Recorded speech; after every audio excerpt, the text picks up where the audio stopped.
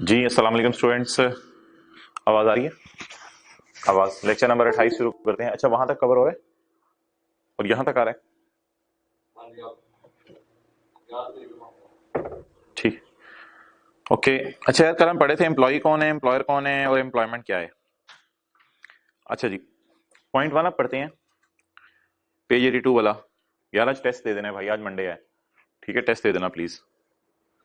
Any salary received by an employ shall be chargeable under the head salary. यार ये बड़ी important बात है। Any salary received by employ, received by employ का क्या मतलब है? जो तनख्वाह आपको मिली वो आपकी सैलरी है, ठीक है? इसका मतलब क्या है, इसके मतलब को समझते हैं। इसके नीचे वाली एग्जांपल छोड़ दो, ठीक है? इसके नीचे वाली एग्जांपल छोड़ दो। ये देखो 2012 2013 येलो मार्कर शो कर रहा है कि इस बंदे ने नौकरी कितना अरसा की। येलो मार्कर शो कर रहा है इस बंदे ने नौकरी कितना अरसा की। बताओ 2012 में इसने कितना अरसा नौकरी की? 12 महीने। 2013 में इसने कितना अरसा नौकरी की? 12 महीने। तो उधर उधर 12 महीने उसने नौकरी की। समझ आ गई बात? अच्छा, अब एम्प्लॉयर इसके पास गया और कोई नहीं, बुक ना निकालो, इधर देखो जरा। एम्प्लॉयर इसके पास गया, एम्प्लॉयर ने कहा यार मेरे पास ना तनख्वाह कोई नहीं है, तो यार तू ना ऐसा कर, 10 महीने की तनख्वाह फिलहाल 10 लाख ले ले। 10 महीने की तनख्वाह ना 10 लाख ले ले। बताओ कितने महीने की तनख्वाह एम्प्लॉयर ने नहीं दी? 2 माह की तनख्वाह नहीं दी। अगले साल एम्प्लॉयर ने कहा 2 माह पुराने वाले और 12 महीने इस साल वाले, 14 महीने की तनख्वाह ले ले, 14 लाख। फर्ज करें 1 महीने की तनख्वाह 1 लाख है, तो बताओ इसमें पुराना कितना मिला? 2 महीने वाला। और इस साल वाला कितना मिला?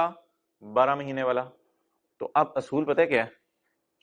पहले साल टैक्स लगेगा 10 लाख पे, दूसरे साल टैक्स लगेगा 14 लाख पे। सैलरी रिसीव्ड बेस पे टैक्स होती है, एक्रूवल पे नहीं होती। इनकम प्रॉपर्टी के चैप्टर में मैंने आपको बताया था, देखना इधर।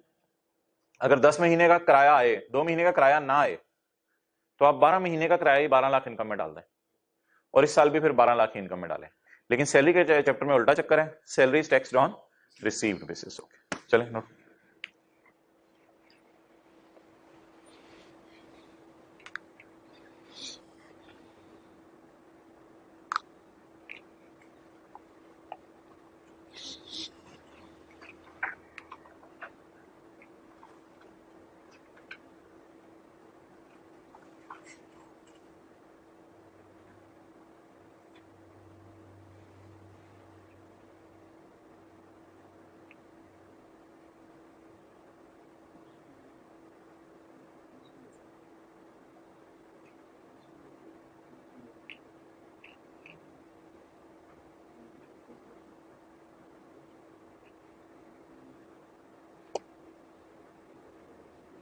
चलो जी,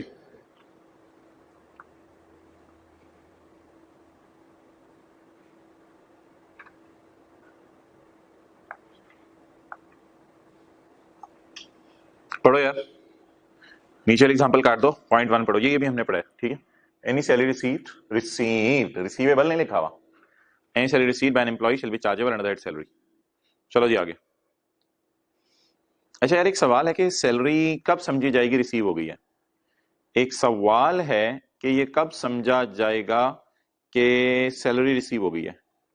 तो इस पे यार एक तफसीलन बहस है कि ये कब समझा जाएगा सैलरी रिसीव हो गई है। आप लोग मत देखिए, मैं क्या कर रहा हूं स्क्रीन पे। तो सैलरी रिसीव हो गई है या सैलरी रिसीव नहीं हुई, ये एक लंबी चौड़ी बहस है। इस बहस पे अगर हमने बहस शुरू कर दी तो जाहिरी बात है शुरू करनी भी बनती है। यार ये सैलरी जो है ना,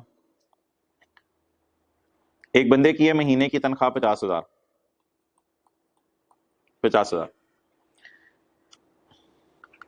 इसने एम्प्लॉयर को कहा कि एम्प्लॉयर भाई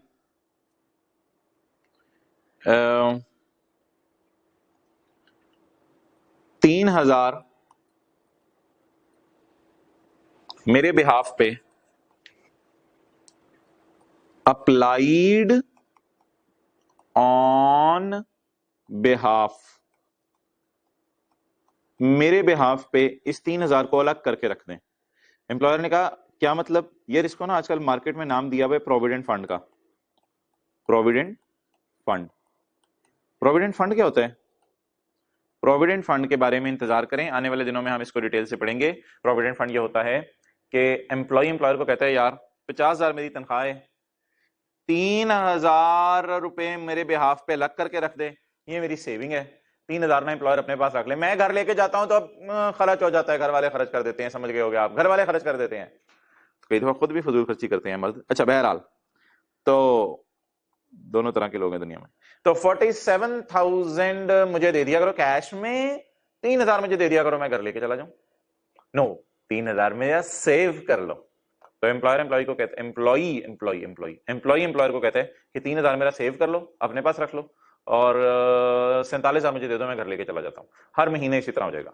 ये मतलब समझ आया? अप्लाइड ऑन बिहाफ, उसके लिए, एम्प्लॉय के लिए। एम्प्लॉय ने कहा मेरे लिए ये पैसे अलग करके रख दो, और इस अरेंजमेंट का नाम होता है प्रोविडेंट फंड। फिर एक बास्केट एम्प्लॉयर खरीद लेते हैं, वो बास्केट उस एम्प्लॉय की ही होती है, उस बास्केट में ना पैसे डालता रहता है, और मलमल का लाल रंग का कपड़ा उसके ऊपर रख देता है, और जब एम्प्लॉय जा रहा होता है तो फिर मलमल का कपड़ा हटा के ज्यारत कराते हैं पैसों की। एम्प्लॉय को पैसों की खुशबू आती है, एम्प्लॉय को कहते हैं जा ये बास्केट तेरी। इसे क्या कहते हैं? अरेंजमेंट को अप्लाइड ऑन बिहाफ। अच्छा, कई दफा यार ऐसा भी होता है कि एम्प्लॉय 2,000 रुपए कहता है कि एम्प्लॉयर यार अप्लाइड ऑन इंस्ट्रक्शन, मेरी इंस्ट्रक्शन पर ये पैसे अलग कर दो। क्या मतलब? मतलब ये कि मुन्ने की स्कूल फीस जमा कराने मुझे जाना पड़ता है दफ्तर के टाइम में से, ऑनलाइन मेरा अकाउंट ब्लॉक हुआ है, तो मुन्ने की फीस जमा कराने जाना पड़ता है, मुझे बड़ा टाइम लग जाता है। तो एम्प्लॉयर आपके बंदे बैंक जाते रहते हैं, तो यार वो 2,000 रुपए मेरी तनख्वाह में से काट लिया करें।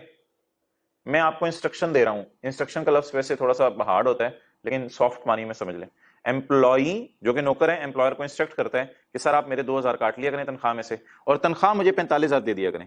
ये तनख्वाह का मसला नहीं, तनख्वाह आप मुझे 45,000 दे दिया करें 50,000 में से, 3,000 मेरे उधर रख दिया करें प्रोविडेंट फंड में, 2,000 मेरे बच्चे की स्कूल फीस जमा कर। ये एम्प्लॉयर अपनी जेब से जमा नहीं करा रहा, एम्प्लॉय की तनख्वाह में से काट रहा है। तो ये आप अप्लाइड इंस्ट्रक्शन। अच्छा, तो अब एम्प्लॉयर क्या करेगा? एम्प्लॉयर एक बंदा भेजा करेगा, एम्प्लॉयर क्या करेगा यार चल तेरे बच्चे की स्कूल फीस तेरे ही पैसों में से जमा हम करा देते हैं, जमा की सर्विस हमारे से ले ले, बाकी फीस तो तू नहीं पे करनी है। अच्छा, अगली चीज क्या हो सकती है? वो देखो यार क्या लिखी हुई है, मेरे ज़हन से निकल गई। अप्लाइड अंडर लॉ लिखा हुआ है शायद, अप्लाई नहीं, अगले सफे पे क्यों जा रहा है, इसी सफे पे लिखा हुआ है अप्लाइड अंडर लॉ। तो एम्प्लॉई कोई जुर्म करके आया, एम्प्लॉई हुकूमत का कोई जुर्म करके आया, तो मिसाल के तौर पे एम्प्लॉय ने कोई इशारा तोड़ दिया, कुछ और कर दिया, इशारा तोड़ने का 5,000 तो नहीं जुर्माना होता, कोई भी एम्प्लॉय ने हुकूमत का जुर्म कर दिया, तो हुकूमत के बंदे आए, हुकूमत के बंदों ने पकड़ा ये आपका एम्प्लॉय है, इसे इधर जमा करा दें। एम्प्लॉयर ने कहा एम्प्लॉय जमा नहीं होते, क्या चक्कर क्या है बताएं तो सही। तो उन्होंने कहा यार ये ना हुकूमत का बड़ा नुकसान करके आया है, इशारा भी तोड़ा, रास्ते में खंबा भी तोड़ा आया, तो बहुत जज्बात में था, तो ये हमारे हाथ नहीं आया। अब इधर आप वो देखें आपकी टेबल के नीचे छुप के बैठा हुआ है, चल बाहर निकल और ये जुर्माना जमा करा। तो एम्प्लॉयर कहते हैं नहीं यार छोड़ो, पर इसकी तनख्वाह मेरे पास पड़ी है, इसकी तनख्वाह में से मैं तुम्हें दे देता हूं, तो तुम लोग जाओ, जान छोड़ो इसकी, इसने काम करना है। तो अब एम्प्लॉयर क्या करेगा? फिर 5,000 उसकी तनख्वाह में से काट लेगा, और 40,000 उसको कैश में दे देगा। 40,000 उसको किसमें दे देगा? कैश में। और 5,000 जो लॉ की वायोलेशन का है वो किसको जमा करा देगा? हुकूमत के बंदों को। एम्प्लॉय अब तनख्वाह जब मांगेगा तो एम्प्लॉयर कहेगा कि यार तूने जमा कराना था जुर्माना 5,000, तो वो लॉ की वायोलेशन का फाइन तेरी जगह मैंने जमा करा दिया है। ओके, आगे चलें जी।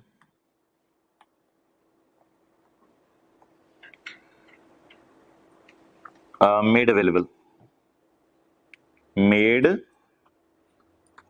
अवेलेबल,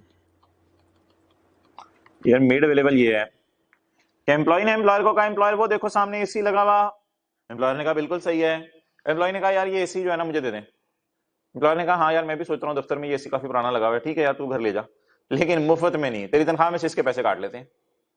तो एम्प्लॉयर ने एम्प्लॉय को एसी मेड अवेलेबल कर दिया, मेड अवेलेबल, ये तुम्हें मैं अवेलेबल करता हूं, मेड अवेलेबल। तो फर्ज करो उस एसी की मार्केट वैल्यू है 10,000, एसी गिवन।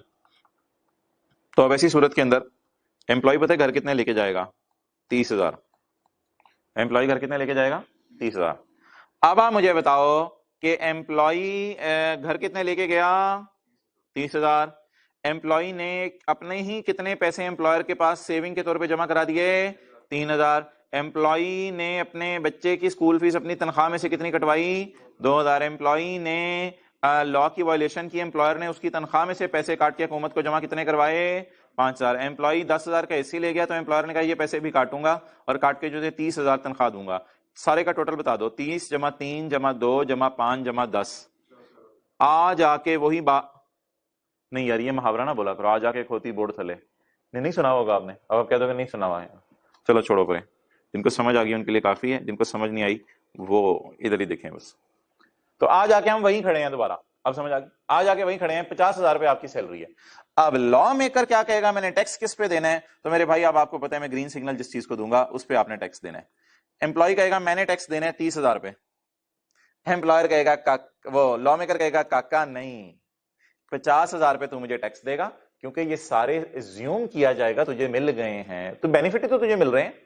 30,000 भी तेरी जेब में जा रहा है, 3,000 भी तेरा ही सेव हो रहा है, 2,000 भी तूने ही अपनी जेब से पे करना था, ये 5,000 भी जो है वो तेरा ही बनता था जो मैंने जमा करवा दिया तेरी तनख्वाह में से काट के, 10,000 का ऐसी भी तो तू ही घर लेके गया। तो लॉ मेकर कहता है यार ये पूरे 50,000 उसकी सैलरी है। असल में एम्प्लॉइज ये कहा करते थे कि हुकूमत को जाके इमरान खान को, इमरान खान यार हमने 30,000 पे टैक्स देना है क्योंकि घर 30,000 लेके गए हम। तो नहीं नहीं भाई ये कोई चक्कर नहीं है। ये मेरी बात मुकम्मल हुई, अब आपको मैं 30 सेकंड्स दे रहा हूं, नोट करना है तो कर लें। भाई दुनिया बड़ी तेजी से चल रही है, हाथों को तेजी तेजी से मूव कराएं रजिस्टर पे और इसको जल्दी जल्दी फारग करें।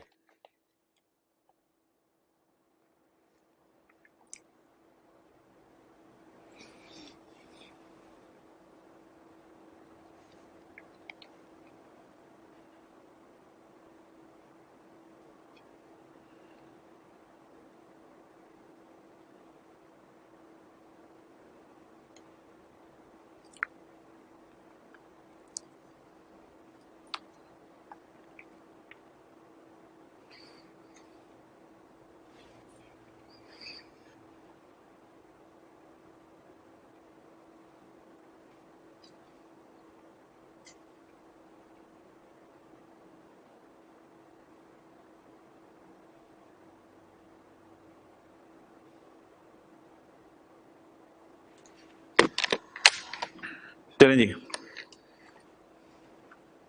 आगे बढ़े जल्दी जल्दी जल्दी। 50,000 के साथ क्या लिख लूं मैं? टैक्सेबल।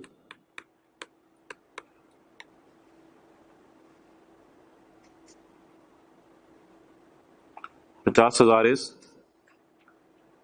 टैक्सेबल।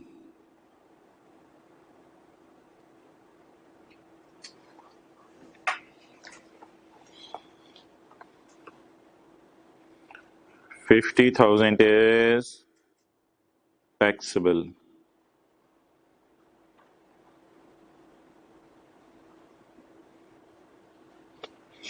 चलें जी आगे।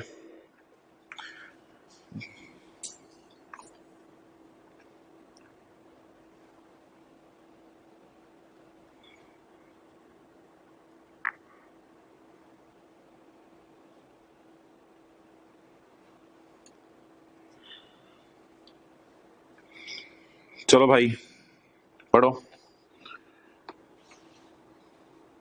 When a salary is stated to be received, यार ये ना सेक्शन 69 है, अगले सफे पे देखो, ये सेक्शन 69 है। कब एक सैलरी बिजनेस चैप्टर 4 में हमने इसको छोड़ा हुआ था। ओ भाई तू किधर चला गया? अ पर्सन से दिया एम्प्लॉई है, पर्सन से दिया एम्प्लॉई है। An employee shall be treated as having received an amount benefit और perquisites हम पढ़ेंगे, ये भी एक कुछ बेनिफिट्स होते हैं सैलरी के चैप्टर में, बेनिफिट का ही नाम है। If it is actually received by the person if it is applied on the behalf of the person, if it is, अच्छा ये अप्लाइड का लफ्ज ना तीनों के साथ मिल रहा है, if it is applied on the behalf of the person, if it is applied at the instruction of the person, if it is applied under any law। ये जो अप्लाइड का लफ्ज है ना अंडरलाइन करके, ये तीनों के साथ मिल रहा है, applied on behalf, applied and instruction, employed under law, सबकी मिसालें दे दी आपको। जी अगला सफा, मेड अवेलेबल। मेड अवेलेबल है benefit in kind, benefit in kind.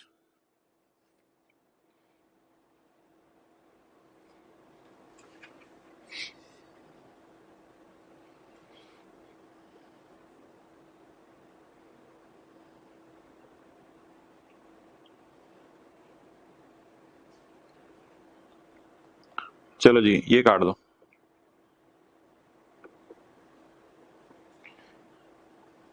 चलें जी आगे बढ़े। Point 2, a salary received by an employee from an employment whether of a revenue or capital nature। Revenue nature के पैसे होते हैं जो होती है ना मंथली सैलरी।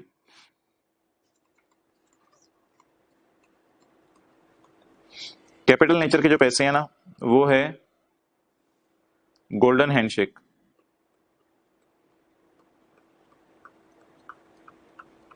गोल्डन हैंडशेक क्या है, किसी को कुछ पता है? जब हुकूमत के एम्प्लॉयज रिटायर हो रहे थे ना तो हुकूमत ने कुछ बूढ़ों को कहा था यार जल्दी रिटायर हो जाओ, तो जल्दी रिटायर होने पे हुकूमत ने कुछ पैसे दिए थे, इसका नाम था गोल्डन हैंडशेक। तो रिटायरमेंट के टाइम पे जो पैसे हैं इसको हम पढ़ेंगे इंशाल्लाह, आजकल में तफसील में पढ़ेंगे, बल्कि आजकल में नहीं, कल तो ना मैं क्लास में न्यूमेरिकल कराऊंगा टेस्ट वाला, तो अगर अभी तक आपने टेस्ट नहीं दिया ना, दे दिया, सॉल्व कर लिया वो न्यूमेरिकल? अच्छा ठीक है ठीक है ठीक है, हो गया ना। तो न्यूमेरिकल प्लीज मेरे भाई कर लेना था, तो वो भी इंशाल्लाह ना अगली जो क्लास है कल वाली उसमें मैं डिस्कस करूंगा। चलें जी पढ़ें पॉइंट ए। पॉइंट 2 में से ये लिखा था कि salary received by an employ from किसी भी नौकरी से वेदर ऑफ अ रेवेन्यू, यानी जैसे मंथली सैलरी होती है, और ऑफ अ कैपिटल नेचर जैसे गोल्डन हैंडशेक है, तो ये सारी की सारी सैलरी के चैप्टर में टैक्सेबल है। अब सैलरी में आता क्या क्या है यार, आपको पता है एम्प्लॉइज को पे मिलती है, वेजेस मिलती हैं, रिम्यूनरेशन तनख्वाह मिलती है provide to an employ, including leave pay, payment in lieu of leave. Leave pay और payment in lieu of leave पता क्या होती है? एम्प्लॉयर एम्प्लॉय को कहता है कि तुम छुट्टी कर लो, और आपको पता है 20-22 छुट्टियां लो होती हैं साल में, अक्सर सुना होगा अपने एम्प्लॉइज को छुट्टियां लो होती हैं 20-22, पाकिस्तान में रूल है छुट्टियां लो होती हैं, लेकिन उस 20-22 जो छुट्टियां होती हैं उनकी भी तनख्वाह मिलती है एम्प्लॉय को। ये नहीं कि साल के अंदर उसने 12 महीने काम किया है, 12 महीने में 20-22 उसने छुट्टियां कर ली हैं, कभी सिक लीव है, कभी कुछ शादी पे जाना पड़ गया, कभी कुछ हो गया, कभी अपनी शादी होगी बेचारे की, तो अब ऐसी सूरत के अंदर उसको जो है वो छुट्टियां करनी पड़ती हैं। तो ये जो छुट्टियां वो करता है ना, तो इस पे इसको तनख्वाह मिलती रहती है, लीव पे, कर तो छुट्टी रहे लेकिन फिर भी तनख्वाह मिल रही है। और payment in lieu of leave, payment कर देता है employer in place of leave, leave तुमने कर ली है, इसकी जगह तुम्हें मैं पैसे देता हूं, कोई मसला नहीं।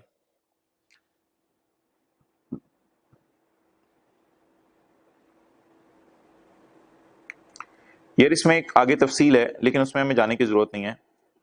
वो ना payment in lieu of leave का लफ्ज इस कॉन्टेक्स्ट में भी यूज होता है कभी कभी, कि बस आपने ये अल्फाज याद करने हैं, इनकी उर्दू में ज्यादा जो मैं समझा रहा हूँ, कोई इस लफ्ज में जाने की जरूरत नहीं है। कई दफा ऐसे होता है कुछ एम्प्लॉयज होते हैं कभी छुट्टी नहीं करते, आपने देखा होगा कुछ लोगों की तबीयत होती है, नहीं नहीं करनी चाहिए छुट्टी, क्या करें, तो फिर ऐसे को ना एम्प्लॉयर लीव्स उसकी अक्यूमुलेट होती रहती हैं, पिछले साल भी 20 छुट्टियां नहीं की, इस साल भी 40 छुट्टियां, इस साल टोटल 40 हो गई, फिर अगले साल छुट्टियां नहीं की 60 हो गई, तो लीव्स अक्यूमुलेट होती रहती हैं। तो फिर एम्प्लॉयर एंड पे इनको कहते हैं यार तुम छुट्टियां ले लो, अब जब रिटायर होने वाले छुट्टियां लो सारी खत्म करो, कहते हैं नहीं, एम्प्लॉयर कहते हैं फिर तुम्हें को थोड़े बहुत ना ऊपर हम पैसे दे देते हैं, चलो ठीक है तुमने इतने अच्छे हमारे साथ, तो इसमें तफसील में जाने की जरूरत नहीं। इसको असल में कहते हैं payment in lieu of leave, छुट्टी नहीं दी, आखिरी साल एम्प्लॉयर ऑफर करते हैं, अक्सर यार आपने सुना होगा गवर्नमेंट एम्प्लॉइज आखिरी साल छुट्टियां ले लेते हैं, वो किस वजह से छुट्टियां लेते हैं आखिरी साल रिटायरमेंट के, हालांकि उनकी नौकरी होती है, इसलिए कि उनकी छुट्टियां पुरानी इकट्ठी हुई होती हैं। तो अब अगर वो फिर आखिरी साल भी छुट्टी ना करें, यार हमने तो 60 साल तक जाना है, जान चली जाएगी नौकरी से नहीं छोड़ेंगे, हम तो जाते रहेंगे, फिर एम्प्लॉयर उस लीव्स के बदले कुछ पेमेंट कर देते हैं, payment in place of leaves. तो लीव तुम ना लो, इसकी जगह ना पैसे ले लो, payment in place of leave. लेकिन ये जो मैंने बहस की है इसको बहस की हद तक ही रखिएगा, इसको ज्यादा कोई लिखने सोचने या याद रखने की जरूरत नहीं है। बस यार मोटी मोटी सी बात है, ये भी सैलरी है क्योंकि एम्प्लॉयर की तरफ से मिल रही है। असल में एम्प्लॉयर की तरफ से बोनस मिले, जो मर्जी पैसे मिले एम्प्लॉय को, वो सैलरी है। ओवर टाइम, जाहिर बात है एम्प्लॉयर ओवर टाइम भी देता है जो लोग लेट बैठते हैं, एम्प्लॉयर बोनस में पैसे भी देते हैं, कमीशन वगैरह भी दे देते हैं कुछ एम्प्लॉयज को, एम्प्लॉय को फीस भी दे देता है, कभी कोई काम कर दे एम्प्लॉय उसका तो किसी काम की फीस रख के उसको फीस भी देता है, एम्प्लॉय को रिटायरमेंट के टाइम पे ग्रेचुटी भी दे देता है। और एम्प्लॉयर ने एम्प्लॉय को बुलाया कि तुम्हें पता है हम मैन्युफैक्चरिंग कंपनी में काम करते हैं और हम दवाइयां बनाते हैं, तो फलां दवाई बनाने के लिए हमें शेर की मूंछ का बाल चाहिए। एम्प्लॉय ने कहा मैं तैयार हूं, मुझे आप मौका दे एक दफा, मैं टॉर्जन बन के इंशाल्लाह ले आऊंगा, परेशान ना हो, सुपरमैन भी हूं मैं। और एम्प्लॉय जो है वो शेर की मूंछ का बाल ले आया। एम्प्लॉयर ने कहा यार तूने इतना डेंजरस काम किया है, इतने इस एनवायरमेंट में तूने काम किया है ऐसे मेरे कहने पे, चल तुझे मैं 10,000 रुपए देता हूं। ये भी एम्प्लॉय की सैलरी इनकम है। Work condition supplement such as for unpleasant और डेंजरस वर्किंग कंडीशन। कई दफे ऐसे होते हैं कि केमिकल्स बना रहे होते हैं कुछ कंपनीज में, पेंट्स वगैरह, तो वहां केमिकल्स इस्तेमाल कर करके ना एम्प्लॉयज की सेहत भी खराब हो रही होती है, तो वो उसके खास डिपार्टमेंट में जहां स्पेशल किस्म का कोई केमिकल बन रहा हो, एम्प्लॉयज डरते हैं जाने से। एम्प्लॉयर भी उनसे कहते हैं यार 5-10,000 रुपये महीने का एक्स्ट्रा ले ले, तो कोई नहीं खैर है चला जा, तो एम्प्लॉय भी फिर बेचारा मान जाता है, तो उसके भी कुछ पैसे उसको मिलते हैं।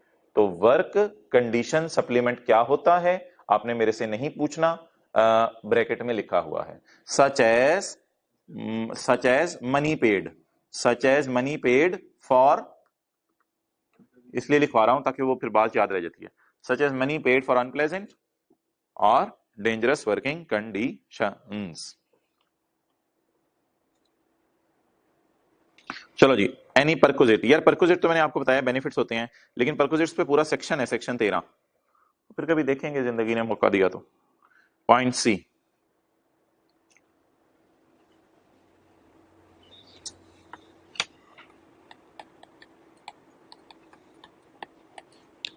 यार एक एम्प्लॉई है,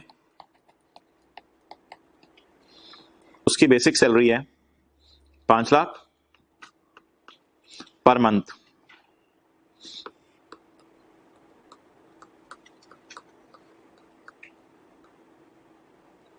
पर मंथ। एम्प्लॉयर ने उसे कहा हुआ है, क्या स्पेलिंग है, यूटिलिटीज, तुम्हें मैं यूटिलिटीज अलाउंस भी देता हूं 1 लाख रुपया, कोई MD type CFO type employee है, तुम्हें मैं साथ जो है वो हाउस रेंट अलाउंस भी देता हूं, लिखते जाओ साथ साथ, तुम्हें मैं, अभी मैं समझा नहीं रहा कुछ, तुम्हें मैं हाउस रेंट अलाउंस भी देता हूं 60,000 रुपया, तुम्हें मैं इंटरटेनमेंट अलाउंस भी देता हूं, थोड़ी कोई घूम फिर लिया करो जरा, तुम्हें मैं इंटरटेनमेंट अलाउंस भी देता हूं 40,000 रुपया, तो आ जाके ना तुम्हारी महीने की तनख्वाह बन रही है 7 लाख रुपया। यार ये इंतजाम ये क्यों नहीं हो रहा गोल, देखो इधर, ये 7 वाला हो गया था, दोबारा ट्राई करें। ओ भाई नोट कर, तू ट्राई करने लग गया हाथ धो भी।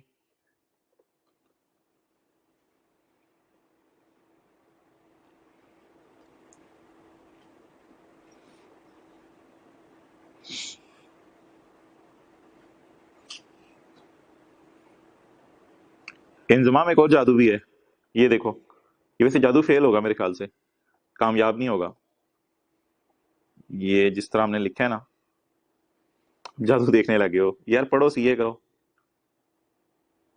जादू फेल हो गया ना, देखा, बेसिक सैलरी 50,000, यूटिलिटीज अलाउंस, थोड़ा थोड़ा हो गया। चलो यार वापस आ जाओ, हमें देसी काम ही सूट करता है।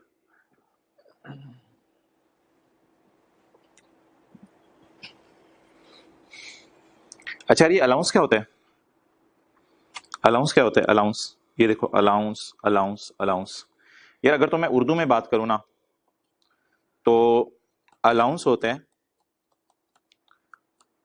लगा बंधा कैश, लेकिन अगर मैं इंग्लिश में बात करूं, इंग्लिश में, तो fixed cash payment, fixed cash payment, कुछ लोगों को ना उर्दू में बड़ा अच्छा समझ आ जाता है।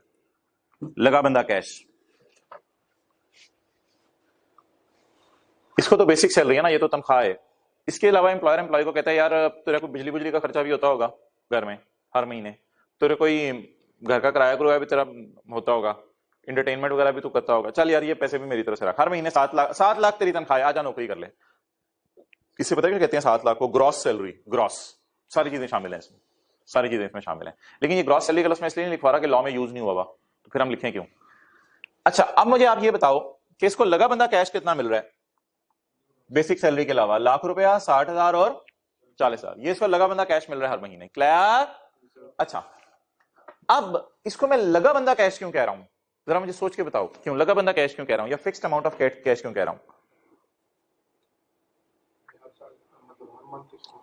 ये ना पैसे देने के बाद एम्प्लॉयर एम्प्लॉय से पूछता नहीं है कि यार तुझे मैंने इस महीने ₹1,00,000 दिया था, बता तेरा बिजली का बिल 98,000 तो नहीं आया। एम्प्लॉयर एम्प्लॉय को बुला के ये नहीं पूछता, इसीलिए मैं इसको लगा बंधा कैश कह रहा हूं। बट जिसको आप कहते नहीं अब्बू अम्मी को पॉकेट मनी देते हैं या अब्बू आपको पॉकेट मनी देते हैं, वो भी लगा बंधा कैश होता है। क्योंकि नॉर्म यही है कि वाले साहब फिर नहीं पूछते बेटा पॉकेट मनी कहां खर्च हुई, बड़े हो गए हैं आप लोग, अब आपको 2,000 पॉकेट मनी है, 5,000 पॉकेट मनी है, देने के बाद ये नहीं पूछते कहां खर्च हुई। इसे कहते हैं लगा बंधा कैश। उसके बाद फिर इन्वेस्टिगेशन या डिटेल में नहीं जाया जाता, क्या क्या खर्चे किए हैं क्या नहीं किए, ये बताओ वो बताओ, फिर बारीकियों में नहीं जाते। अच्छा अब इसमें अगर मुझे बताओ एम्प्लॉय को अगर महीने का मिल रहा है ₹1,00,000 और एम्प्लॉय का बिजली का बिल 98,000 आ जाता है, तो अब एम्प्लॉय लाके 2,000 वापस करेगा एम्प्लॉयर को? नहीं नहीं, ये लगा बंदा कैश है, बस मिल गया उसको। अच्छा अगर एम्प्लॉय का बिल आ जाता है बिजली का 1,05,000, तो एम्प्लॉयर उसे क्या कहेगा, यार ₹1,00,000 मैंने दिया था, 5,000 मेरी तरफ से और ले ले? नहीं नहीं नहीं, एम्प्लॉयर पहले कहेगा यार it is a fixed cash, इसमें तब्दीली नहीं है। तो असल में ना जो अब बात है ना मेन, वो मैं लिखवाने लगा हूं, वो आप उर्दू में लिख लो। अलाउंस देने के बाद, यार बुक पे लिखा करो क्या क्या करना है, किधर लेके जाना है बुक को, चलो मर्जी आपके रजिस्टर पे लिख रहे हो, सारी चीजें बुक पे छोटी छोटी करके लिख लिया करो कहीं। अलाउंस देने के बाद ना एम्प्लॉयर एम्प्लॉय से ये नहीं पूछता कि कितना एक्चुअल खर्चा हुआ, बात तो लंबी है लेकिन लिख लो। अलाउंस देने के बाद एम्प्लॉयर एम्प्लॉय से ये नहीं पूछता एक्चुअल खर्चा कितना हुआ, इसे कहते हैं अलाउंस।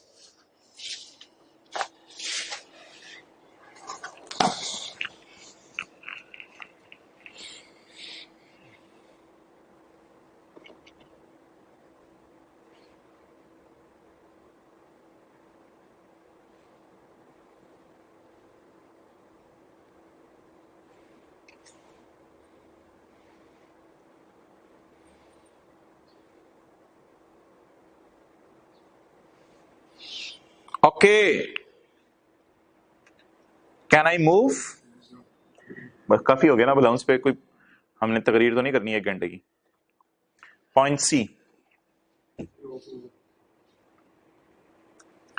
पॉइंट सी चले ठीक है, ऑफ हो गया कोई नहीं, किताब से पढ़ें। Point C, any allowance provided by an employer, जाहिर बात है एम्प्लॉयर ही दे रहा है, any allowance provided by an employer including, पुरानी किताबों में पता है इसका नाम क्या लिखा हुआ है? Including including including Cola.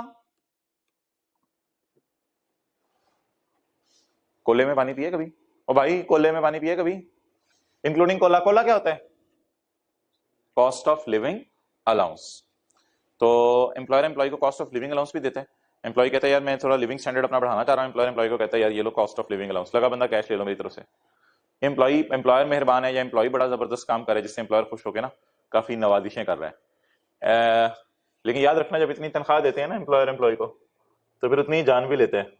ये नहीं कि फिर ये नहीं एम्प्लॉय एम्प्लॉयर को कहता था यार 5 बज गए भाई मुझे घर जाने दे, तो कहते हैं पक्का ही चला जा फिर घर तू। Any allowance provided by an employer, एक वक्त ये आता है कि फिर एम्प्लॉय को अपने घर वालों के पास बैठ के खाने का टाइम भी नहीं मिलता, इतना बेचारे को जो है वो काम करना पड़ता है। Any allowance provided by an employer including a Cola, including subsistence, subsistence होता है महंगाई, महंगाई का अलाउंस मेरे से ले लो, इंक्लूडिंग रेंट अलाउंस, वो जो मैंने आपको बताया house rent allowance, including utilities allowance, education allowance, entertainment allowance, travelling allowance, ये पैसे लेते रहे मेरे से, बस तो खुश रहे, नौकरी मेरे पास करो, दिन रात गधों की तरह काम करना पड़ेगा बस। एक्सक्लूडिंग, एक्सक्लूडिंग, एक्सक्लूडिंग का क्या मतलब है? अब आगे ना एक सेक्शन शुरू हो रही है, अब आगे जो मैं पढ़ाने लगा हूं ये सैलरी नहीं है, ये सैलरी नहीं है। अच्छा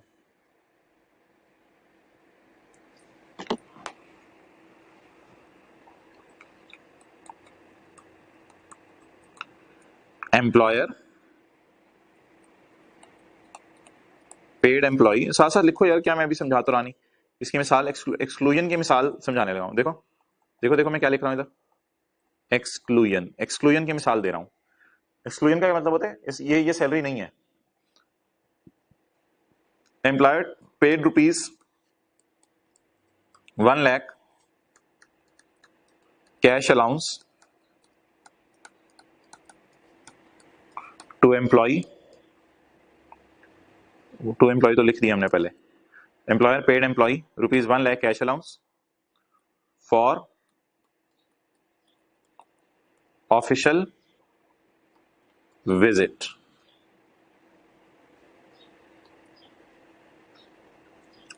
ऑफिशियल विजिट क्या,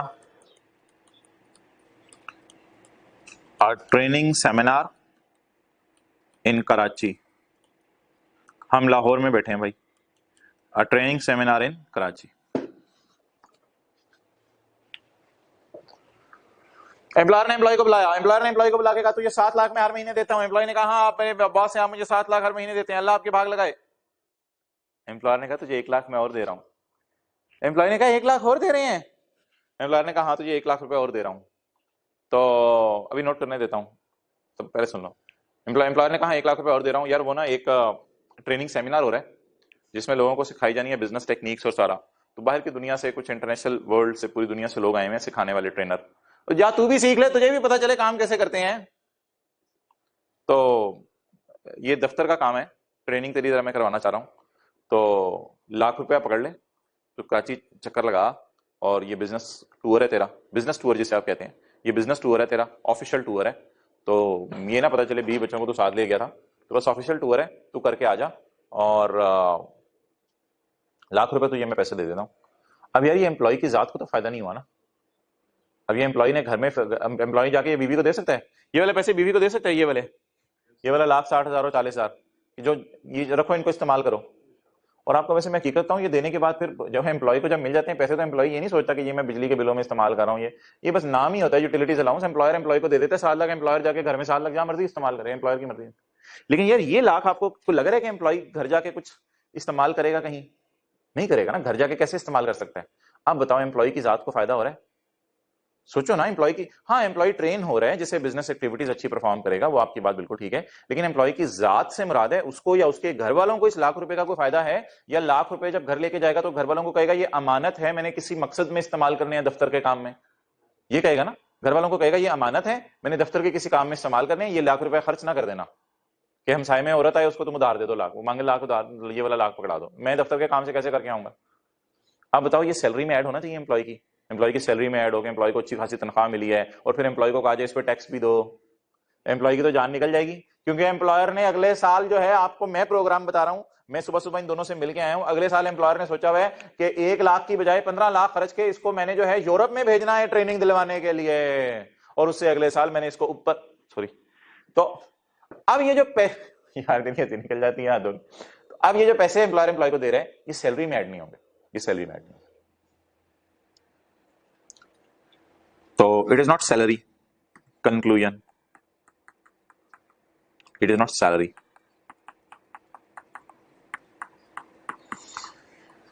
अल्लाहु अकबर।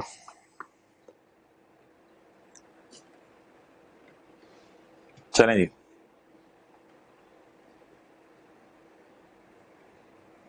इंजमाम, ये वाली ऑप्शन भी है हमारे पास, ये अब हम यहाँ पे लाइन लगा देते हैं ताकि फिर अगली मिसाल नोट करें। दुनिया बहुत आगे निकल गई है इंजमाम, और तूने टेस्ट नहीं दिया मंडे वाला आज? हाँ आज अपलोड हुआ था, सुबह शाम तक दे देना। अच्छा पढ़ो यार, ये क्या लिखा है,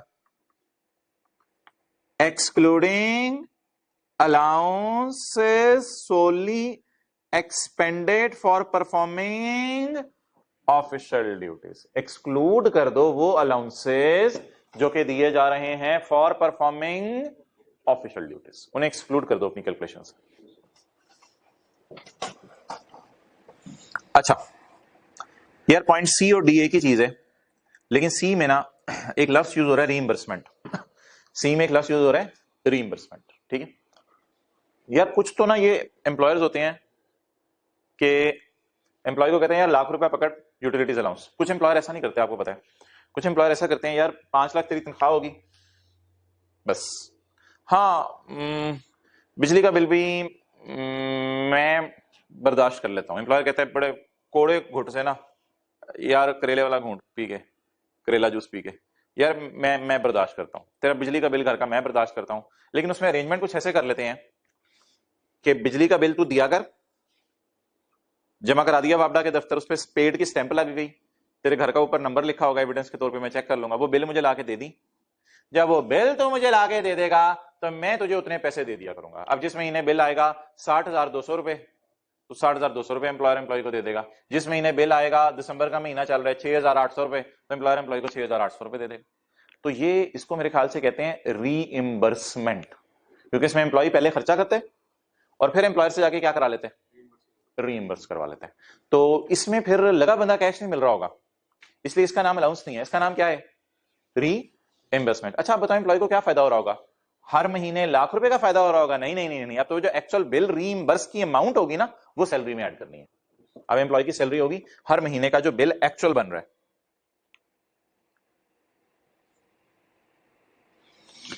N expense of an employee, यार ये खर्चा तो एम्प्लॉय का होता है ना, एम्प्लॉय के घर के बिजली का बिल है तो एम्प्लॉय का खर्चा है। N expense of an employee that is paid और रीइंबर्स्ड बाय एम्प्लॉयर। पेड और रीइंबर्स का क्या मतलब है, कई दफा ना एम्प्लॉयर डायरेक्ट उसका बिजली का बिल मंगवा के ना, उसे कहते हैं बिजली का बिल अपना ले आई, तो एम्प्लॉयर डायरेक्ट बिजली का बिल जमा करवा देता है। पेड और रीइंबर्स में क्या फर्क है? हाँ हाँ, पेड ये होता है कि एम्प्लॉयर क्या करे, एम्प्लॉयर एम्प्लॉय को सिर्फ कहे कि बिजली का बिल मुझे दे दो, बल्कि आजकल तो ऑनलाइन जमाना आ गया हुआ है, एम्प्लॉयर एम्प्लॉय का बिजली का बिल खुद ही जनरेट करवा लेता है, उससे सिस्टम में आ जाते हैं। तो सिर्फ आपने उसको बिजली के मीटर का कनेक्शन मांगना होता है कि कनेक्शन नंबर क्या है, तो एम्प्लॉयर एम्प्लॉय का बिजली का बिल डायरेक्ट वापडा में जमा करवा रहे हैं, दैट इज पेड। रीइंबर्स में थोड़ा लंबा काम होता है, एम्प्लॉय बेचारे को जाना पड़ता है, बिल जमा कराना पड़ता है, फिर बिल आके एविडेंस के तौर पे देता है, फिर एम्प्लॉयर उसको जमा कराता है। लेकिन प्लीज याद रखना ये लगा बंदा कैश नहीं है। पॉइंट सी के ऊपर लिख लो फिक्स्ड कैश, लेकिन पॉइंट डी के ऊपर is not a fixed cash, ये फिक्स्ड कैश नहीं है। एसी बंद कर दो यार, बंद कर दो एसी, उठो एसी बंद। अच्छा जी, point D, an expense of an employ, an expense of an employ, बोलो एम्प्लॉय, बोल एम्प्लॉय दैट इज पेड, चलो वापस आ जाए पाकिस्तान में, दैट इज पेड और reimbursed by employer other than reimbursement for performing official duties का मतलब बता दो। वो एम्प्लॉयर ने एम्प्लॉय को कहा यार मैं तुझे कराची जाने का लाख रुपया नहीं दे रहा, वो जो भी मिसाल कराई है, कराची जाने का लाख रुपया नहीं दे रहा, तो ऐसा कर तू जहाज करा ले। एम्प्लॉय ने कहा जहाज करा लो, पूरा जहाज? नहीं नहीं टिकट करा ले, सॉरी, तो टिकट करा ले, तो माशाल्लाह तू अमीर बंदा है, तुझे मैं इतनी तनख्वाह देता हूँ, टिकट तू करा ले, बाद में टिकट और उधर होटल का बिल जो बनेगा वो ओरिजिनल मेरे पास, वो मैं तुझे रीइंबर्स कर दूंगा, लेकिन दफ्तर का काम करने तू कराची जा रहा है। तो अब ऑब्वियसली ये reimbursement is for performing official duties. तो छोटा सा यहां जगह खाली है, उर्दू में लिख लो, अगर एम्प्लॉयर ने एम्प्लॉय को पैसे इसलिए रीइंबर्स किए ताकि एम्प्लॉय उन पैसों से दफ्तर का काम करे, अगर एम्प्लॉयर ने एम्प्लॉय को पैसे इसलिए रीइंबर्स किए ताकि एम्प्लॉय दफ्तर का काम करे, तो फिर ये एम्प्लॉय की सैलरी इनकम नहीं है।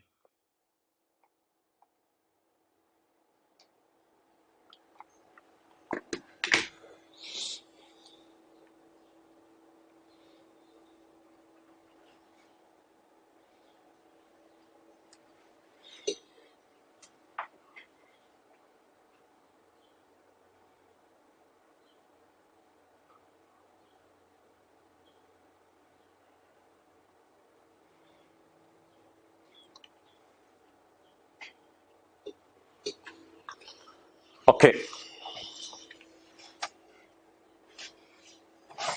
छोड़ें जी, नीचे वाली मिसालें हम खुद कर लेंगे, भी कोई मिसाल कल बल्कि इसका न्यूमेरिकल कर लेंगे। पढ़ो जी, पॉइंट ई में आ जाओ।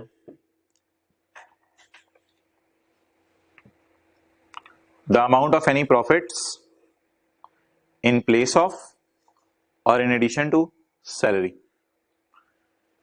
याद रखना भाई, एम्प्लॉयर एम्प्लॉय को अपने प्रॉफिट्स में से पैसे देता है ना, तो ये लाइन ऐसी उसने लिखी है, अमाउंट ऑफ एनी प्रॉफिट्स तो लिखो एम्प्लॉयर एम्प्लॉय को अपने प्रॉफिट्स में से ही पैसे देते हैं ना। ऐसे फिर ये कुछ बच्चे सवाल पूछ रहे होते हैं भाई, टेस्ट के क्वेश्चन पेपर के ना कॉपीज निकालना है, वो मैंने कल उनको डिस्कस करना है क्लास में।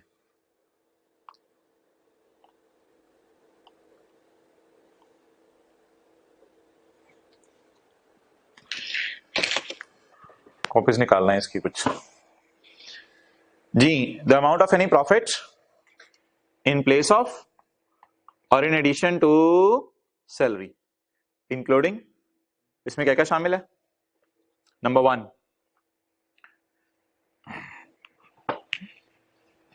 ये देखो इधर, ये एम्प्लॉई है, एम्प्लॉई काम कर रहा है पेप्सी में, ये है गोरमे बेकरी।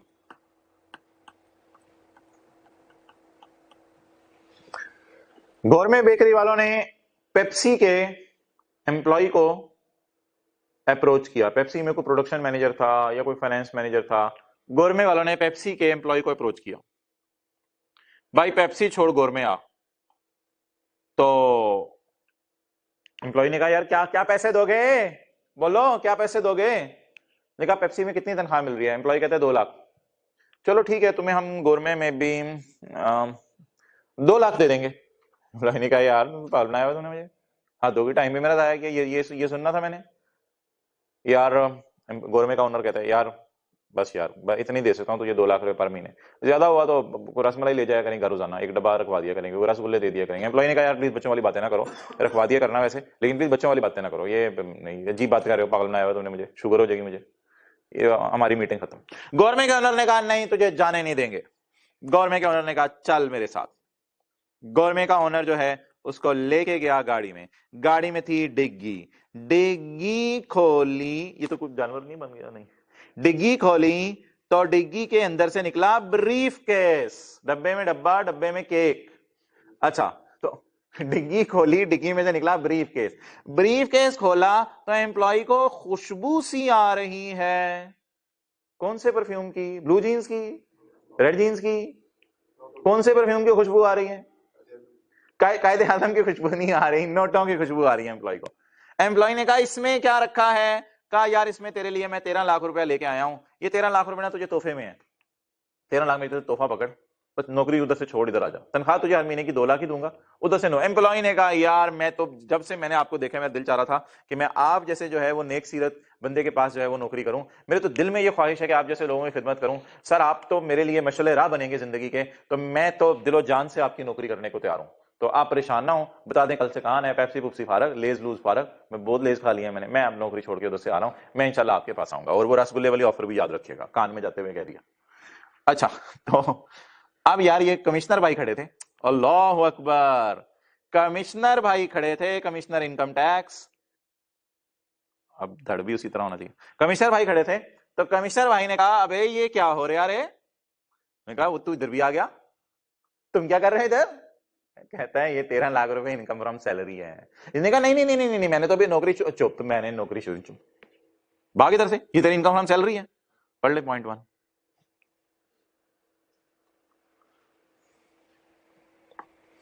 ऊपर से मिला के पढ़ो।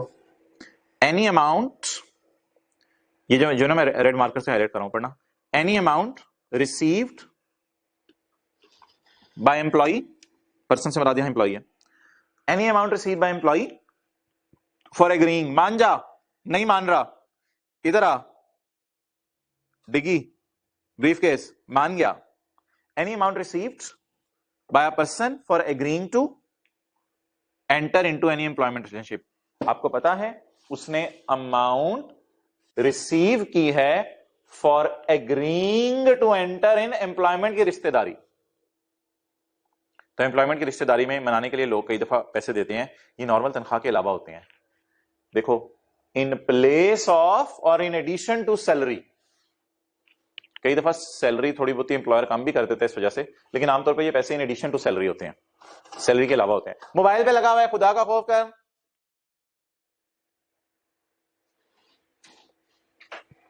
Any amount received by employee for agreeing to enter into any employment relationship.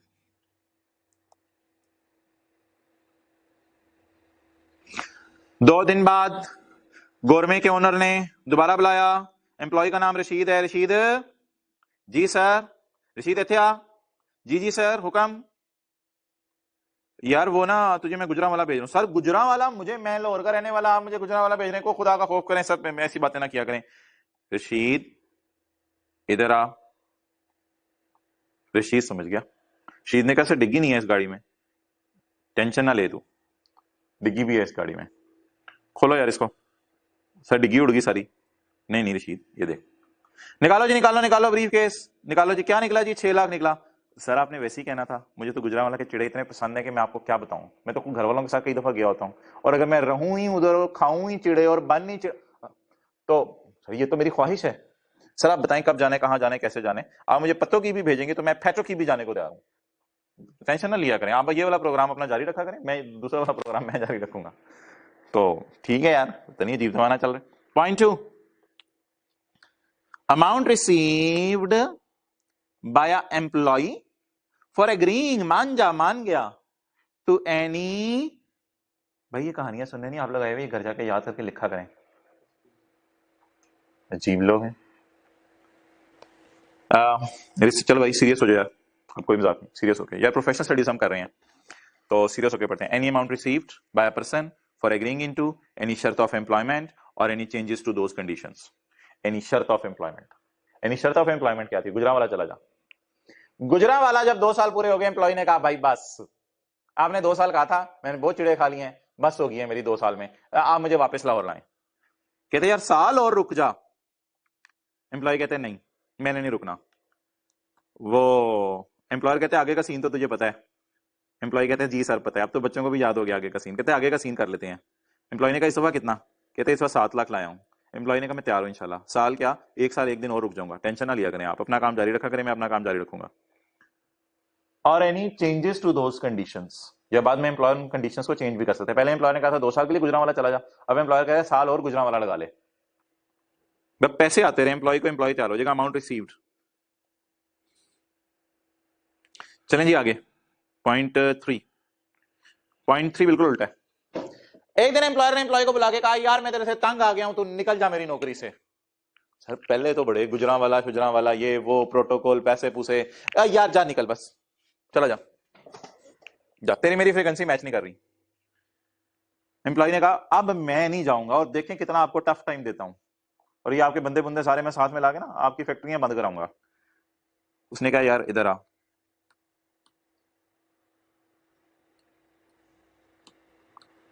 Employ ने कहा सर मैं कल से जा रहा हूं, मेरा नहीं दिल कर आपके पास रहने को,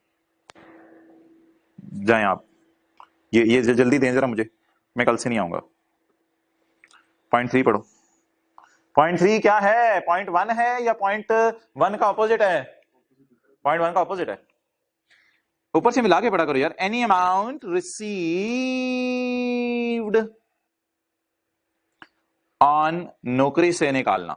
अच्छा नौकरी से जब एम्प्लॉय निकलता नहीं ना, तो एम्प्लॉयर कुछ पैसे देके उससे कहता है यार जा यार जान छोड़िए।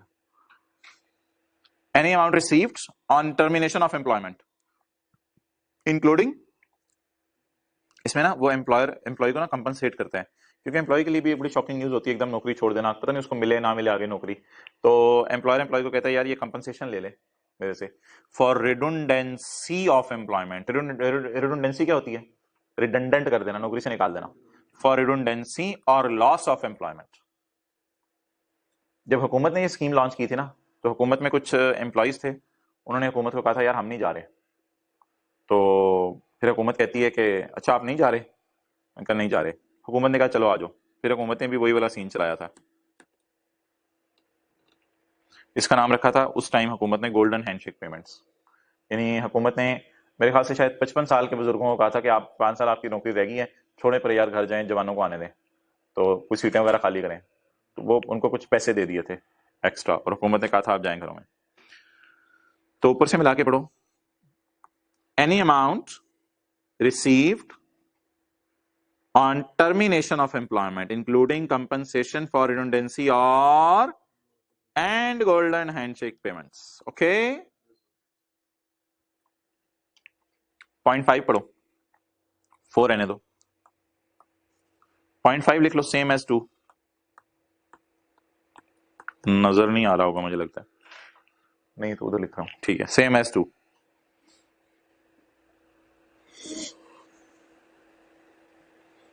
ऊपर से मिला के पढ़े, एनी अमाउंट रिसीव्ड। भाई किसी को सामने लेक्चर्स का बार अपलोड हुआ हुआ नजर आ रहा है, खुदा के लिए उसको जल्दी जल्दी कवर कर लें, ये वक्त ने इजाजत नहीं देनी।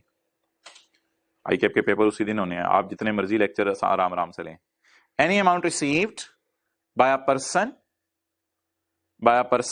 Bye employ for agreeing to a restrictive covenant.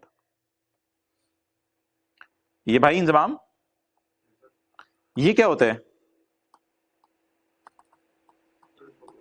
ये क्या होता है? कड़ी पकौड़ा लोग खाते हैं। अच्छा, ये क्या होता है? कड़ी शर्त। कड़ी शर्त होता है रिस्ट्रिक्टिव कॉवेनेंट। कड़ी शर्त होता है रिस्ट्रिक्टिव कॉवेनेंट।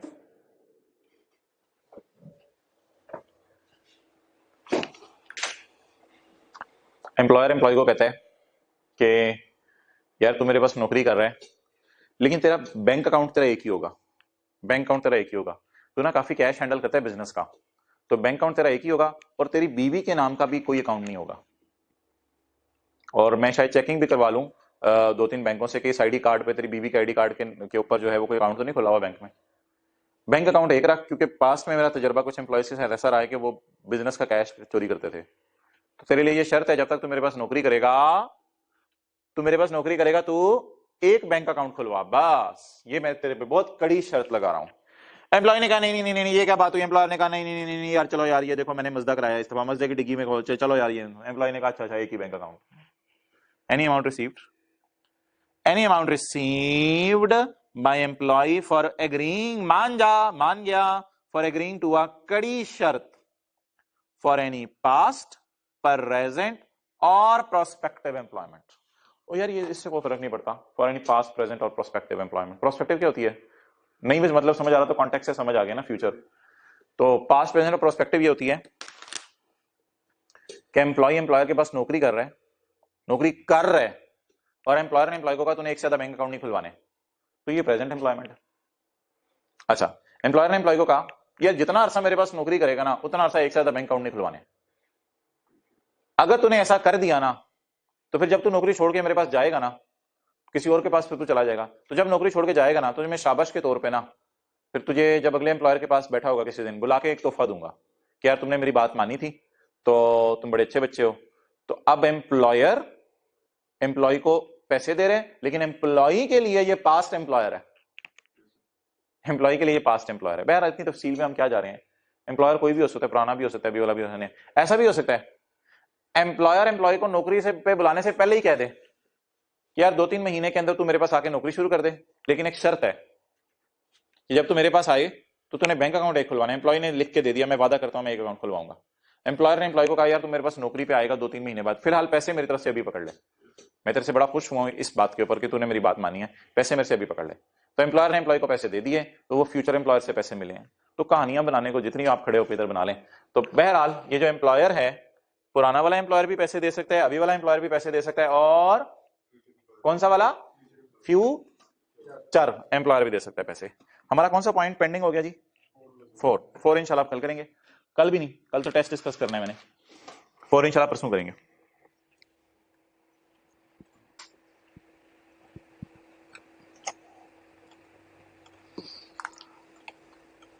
करें जी, बिस्मिल्लाह पढ़ें जी, न्यूमेरिकल शुरू करें। निकाल लो यार page 124। Yes yes man, I know 5 minutes are left, लेकिन थोड़ा सा कुछ शुरू तो करा दो ना न्यूमेरिकल। यार पेज है ये 124। वैसे मेरा पास का तजर्बा पता है क्या रहा है, बच्चे छोटा छोटा करके ना इतनी सी जगह पे इसका सोल्यूशन नोट कर लेते हैं। ये नई किताबों में है न्यूमेरिकल, छोटा छोटा करके इधर ही नोट कर लेते हैं, लेकिन मैं तो जाहिर बात है थोड़ा सा जरा दूसरी साइड पे नोट करूंगा, आप छोटा छोटा करके शायद नीचे ही नोट कर लें इसका सोल्यूशन। आंसर क्या हेडिंग दूं? Income from salary. पढ़ो यार। Moin is working as a commercial manager in an unlisted company for the past many years. He derived following emoluments. Emoluments क्या होते हैं? Benefits लिख लो। He derived following benefits. During the tax year ended 30 June 2018 basic salary कितनी है जी employ की? 2.5 lakh. Milk allowance क्या है? Employ यार को खाया पिया कर तू यार, दूध अलाउंस मेरे को ले ले यार, तू गुजर यार, तू दूध अलाउंस मेरे से ले ले, दूध अलाउंस मेरी तरफ से को खाया पिया कर यार, तू जान बना यार, क्यों कब माड़ा सा फिरता रहता है, अब आ चलती है तो उड़ रहा होता है। हाउसिंग अलाउंस भी दे रहा है और ट्रैवलिंग अलाउंस भी दे रहा है यार, ये तीनों क्या है? हाँ ये लगा बंदा कैश है, ये तीनों क्या है? लगा बंदा कैश है। भाई आप कार्ड ले नया ले आए, कितनी देर में लाएंगे? 2 मिनट में नया ले आए, ये अभी इधर खड़े हो जाते हैं।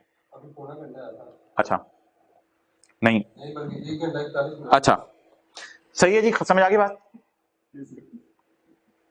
चलो इनकम सैलरी कट दो, जबरदस्त।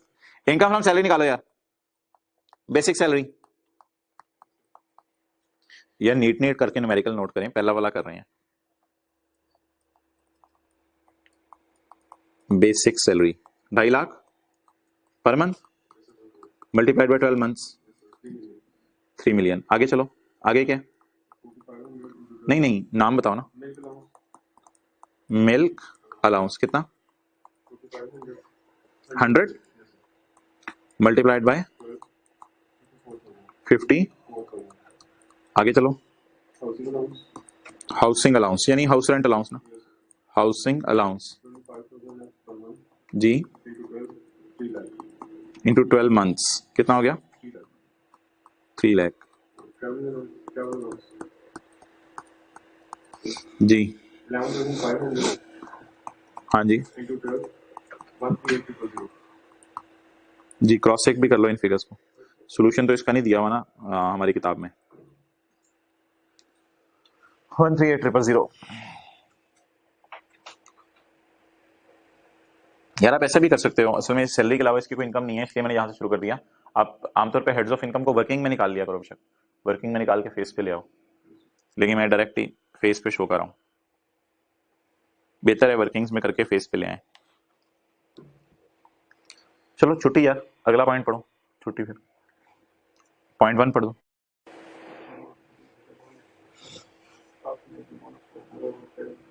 बोनस जाके देखो किताब में किस सफे पे है बोनस, बोनस सैलरी है या नहीं, बोनस ओवर टाइम वगैरह अभी पढ़ा था कहीं दूसरे सफे पे, पेज नंबर 83 पे कौन सा पॉइंट है? ए पॉइंट है, 2A क्या लिखा हुआ है इसमें? बोनस प्लस सारे बोलो, बोनस सैलरी इनकम है, बोनस सैलरी इनकम है। अच्छा लेकिन एक मसला है यार, एक मसला है सैलरी के चैप्टर में, एक मसला है, दूसरे सफे पे बोनस सैलरी तो है, लेकिन पहले सफे पे अगर आप सैलरी के चैप्टर में आओ ना तो लिखा हुआ है सैलरी रिसीव हो तो टैक्स लगेगा, तो रिसीव नहीं हुआ। बहुत बेसिक डिफरेंस है इस चैप्टर और बाकी चैप्टर्स में। इस चैप्टर में सैलरी अगर मिलेगी तो टैक्स लगेगा, तो बोनस मैंने माना सैलरी है, परफॉर्मेंस बोनस 5 लाख रुपया तनख्वाह है, लेकिन the bonus was paid in 5 जुलाई 18। इधर देखो यार, हमारा तो साल खत्म हो चुका है 30 जून 18 को, तो पैसे तो अगले साल मिल रहे हैं, अगला साल जैसे ही शुरू हुआ 5वें दिन पैसे मिल रहे हैं, तो क्या लिखूं? बोनस नॉट टैक्सेबल, फिलहाल टैक्सेबल नहीं है, क्यों? Because not received in current year.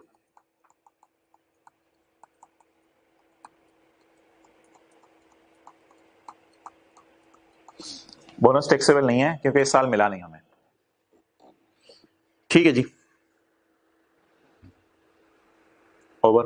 अस्सलाम वालेकुम, पॉज करके नोट कर लें।